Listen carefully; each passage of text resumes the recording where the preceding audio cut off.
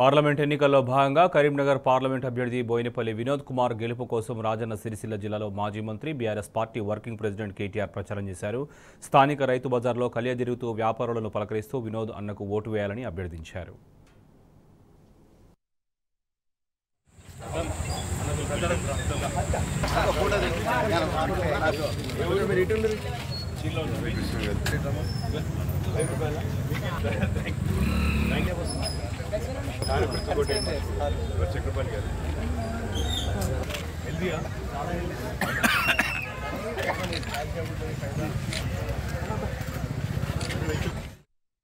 రైతులు కూర్చొని మరి క్రయ విక్రయాలు చేయడానికి రైతులు కానీ విక్రయదారులు కానీ చేయడానికి ఏర్పాటు చేసిన సౌలత్ ఉందో దానికి మరింత కొన్ని మెరుగులు దిద్ది కొంత నీడ ఏర్పాటు చేయండి.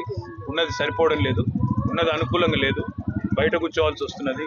కాబట్టి షెడ్లు ఏర్పాటు చేయండి, దాంతోపాటు మంచినీళ్ళ సౌకర్యం కూడా వెంటనే ఏర్పాటు చేయండి అని చెప్పి కోరడం జరిగింది. మా మున్సిపల్ చైర్పర్సన్ గారు కూడా ఇక్కడే ఉన్నారు. వారికి చెప్పి ఈరోజు రేపటి లోపల 24 గంటల లోపల మరి వారికి తాత్కాలికమైన మరి ఒక నీడ కోసం ఏర్పాటు, దాంతోపాటు మంచినీళ్ళ సౌలత్ కూడా వెంటనే ఏర్పాటు చేస్తామని చెప్పడం జరిగింది. చాలా మంది మాట్లాడింది ఏమంటే మరి కేసీఆర్ గారు ఉన్నప్పుడే బాగా ఉండేది, ఈరోజు కేసీఆర్ గారు ప్రభుత్వం నుండి వెళ్ళిపోయిన తర్వాత మా వాగులో నీళ్లు మాయమైనాయి, మాకు ఒక నెల పెన్షన్ కూడా రాలేదు అని చెప్పి బాధను వ్యక్తం చేయడం జరిగింది.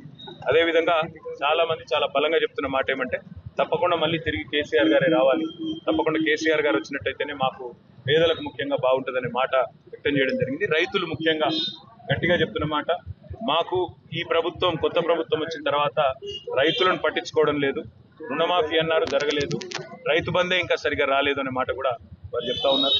వారి స్పందన చూస్తూ ఉంటే తప్పకుండా బోయినపల్లి వినోద్ కుమార్ గారు కరీంనగర్లో మంచి మెజారిటీతో గెలుస్తారనే విశ్వాసం నాకైతే ఉంది.